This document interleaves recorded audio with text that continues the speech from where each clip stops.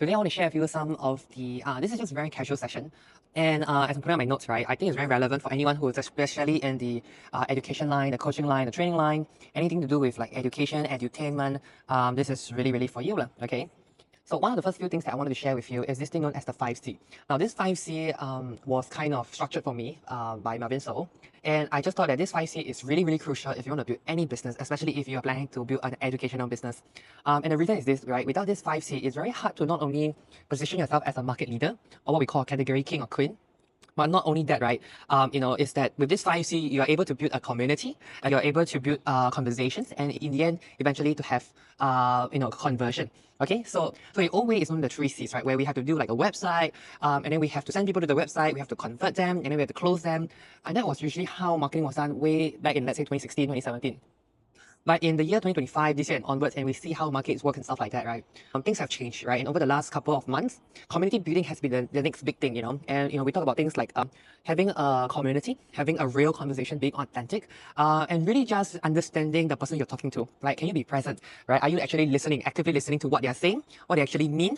Like these are some of the very important things that in 2025 moving forward are some of the key elements that if you don't have this as a trainer, as an educator, then really not only good luck to you, but you're going to be just like everyone else, okay? And that's not what we want as marketers, okay? So the first C that we covered is actually this thing known as your character and the gap you're trying to solve. So who are you, okay, or who am I? This is an exercise that we covered in our first day, day one of training challenges. And it's a process to kind of figure out what makes you stand out, what makes you unique. Because in today's day and age, if you have ever attended a program, let's say a conference, right, and everyone is wearing suits, and you blending along, it's not very easy to kind of stand out. For me, even though I wear black is one of my favorite colors, my hair kind of stands out, right? For the fact that I'm queer and I'm doing business and I'm in education, that is also so many elements that make me stand out from the crowd, especially doing this business, right? To basically be able to also walk the talk, to be able to be unfiltered, to share my own personal stories, my discoveries through self-development. These are things that add up. These are elements that add up to a certain character, right? And also the gap, right? So in terms of like, what is the gap you're trying to like serve and solve, which is like basically the gap. So basically, if everyone is doing it a certain way, are you doing it another way that you have not once think before, or you kind of figure out like, hey, if everyone's doing this, why is no one doing this or doing that, right? And so when you can identify the gap, like for example, for Trainers Unite and for my training community, my trainer community, one of the things I realized very early on is that even if you have the official certification from the government or from governing bodies around Singapore and Malaysia, the fact is that doesn't make you great, that doesn't make you like a world-class leader. It took me years to learn from some of the best in the world, like Blessinger, Tony Robbins, TF Ecker, just to even experience what is it like to be world-class, like how to conduct, going behind the scenes, working for them, joining their company, promoting for them. Like there's just so many different elements that throughout the years that it took for me to kind of master the different elements, to be the audio person, oh my god, and to be whacked, to be scolded with vulgarities. Like you really get to see the real rawness of events management, how particular things are, especially the beat of the music, when you stop, when you play the right music, the wrong music. And I was responsible. I was the second most important person in the room, especially if you're the person that's like doing audio, you are the second most important person in the room, then the trainer, if not the most important. And this was quoted by Blessinger himself, which was a former advisor for Robert Kiyosaki. So he taught me everything I need to know about organizing world-class events, and I'm very grateful for him. And this is why I want to share with you my experience, especially in this business for the last 10 years or so. So we covered character and gap, okay? Now the next C is content, just basically like this. And one of the things that is really important is to put yourself out there. Now with the modernization of AI and stuff like that, right? Yes, the technology is kind of still developing, that to a point that this video that I'm filming may not be the actual me, it may be AI once in a while. But even if it's so, right, we need to produce videos like this, training videos, talking videos, so that we can train these potential AI models. And I want to quote what Melvin so said about AI, and his stand of it is that AI is there to replace the work that you don't want to do, so that you can do the work that you were meant to do. And I really love his quote. It was well summarized, actually, to be very honest with you.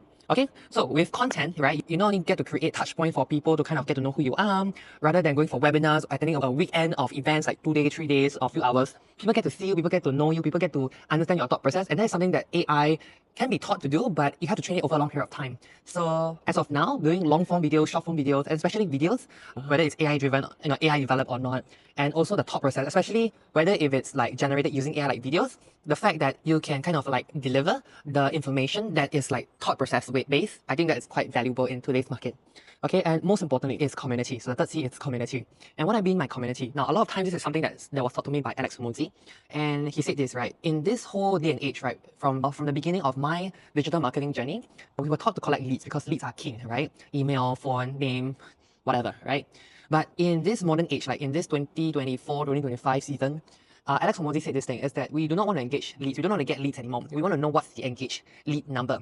We want engaged leads. And what do I mean by that? So for example, so in this modern age of like influencers or affiliate marketers, digital marketers, whatever marketing kind of work that you do, to me, what's most important is not how much and how big your database is.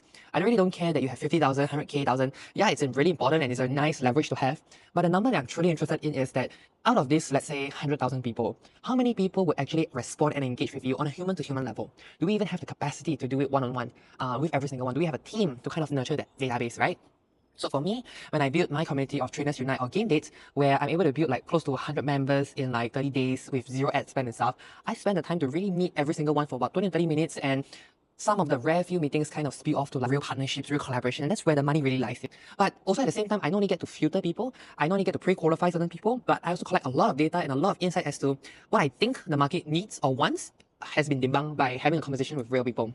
And so with Trainers Unite, when I speak to like over 20 people out of my 100 packs community, right, I kind of realized that, oh my God, actually I thought that the community would be very interested in building a business, but in fact, what's the reality is that they are 10, 20, 30 years experience in their profession, they're experts.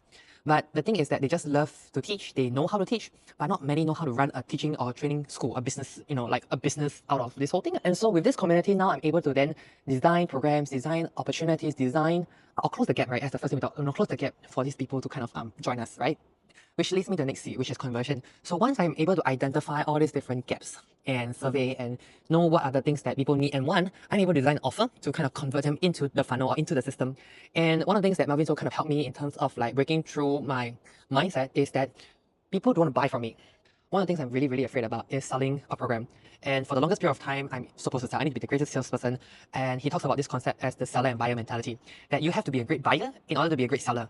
Right? Because you will understand that if you understand from the seller perspective that, as a consumer, as a buyer, how would I think? How would I act? And you should redesign or re-engineer it that way. He puts it like, do you want to be the fisherman or the fish to catch fish? Right? In other words, do we understand how the fish think so that we can catch the fish most optimally than a fisherman thinking how to kind of like catch the fish? You know what I mean? Like the swimming pattern, the food, blah, blah, blah, blah, blah.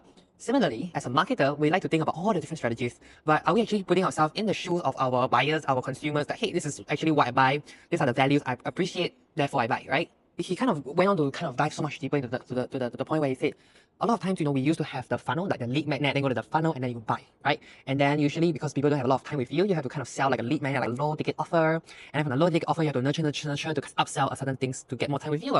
And this was a concept used in Tea of Hacker, one of the programs that I attended a few years back. But he said now today, with the leverage of AI, TikTok, also all these social media platforms, right? If you put your content, so much content out there, people already know you, people already get a sense of you, people like you, don't like you, etc., etc. The day you launch an offer, people are just ready to buy so long as a time, place, investment makes sense for them. And that was kind of profound to me because I'm like, holy shit, I never thought, I didn't have that self-confidence to kind of like affirm that people actually want to buy from me, because I keep thinking I'm having this like analysis paralysis, I'm not good enough or nobody wants me. But I'm now supported with data because of community. I managed to discover a gap, right? And through all this sharing, I'm creating content, which is amazing, right?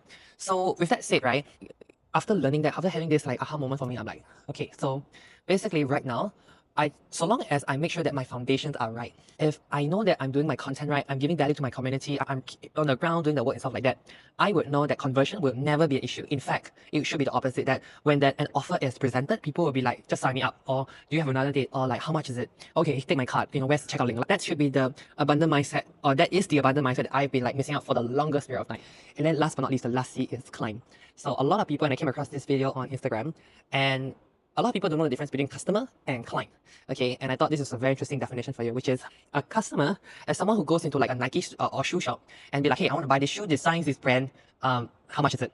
They make the purchase, get out, and that's really just a customer. A client is someone who follows you, who really kind of like wants to know a bit more, and at the same time wants to be treated, like one, which is like, hey, so I have this problem, I need some help, you have the solution. And then one after the other, when you solve a problem, another and a solution, and then more problems will come, and then more solutions will come, and it's an ongoing cycle. And this is how we develop what we call customer lifetime value, or LTV for short. So when we design this like LTV, right, only then, when we look back from the very beginning, when we do our tiny challenges, when we do our one-on-one Zoom calls, our one-on-one, etc., etc., it kind of like builds on your self-esteem and your self-confidence. Hey, I know this client or any client that I talk to potentially can be worth this much, and I'm spending this much time with them. Is it going to be a worthwhile game at the end of the day? So I think with these 5Cs, it's very insightful to have a solid, tangible framework and to reflect upon like, hey, is this something that you have? And if not, then are you ready to kind of design this for your life? So what I want to invite you to is our 5-day challenge. And the 5-day challenge is basically we're going to cover the 5Cs on building your foundations first. And in order to build this foundation so that we can help you kind of like go into the corporate market and launch your first training business. Okay,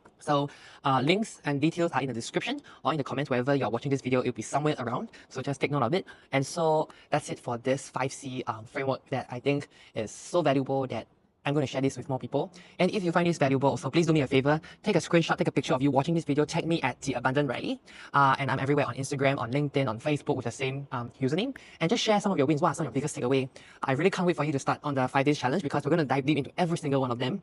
Starting off with, okay, who am I? And with who am I piece, this like little document, we can do many wonderful things for you, for me, to promote you, and also for AI. Okay, so if that's it, my name is Riley, the Lobang Queen, and I hope to see you guys in the next video.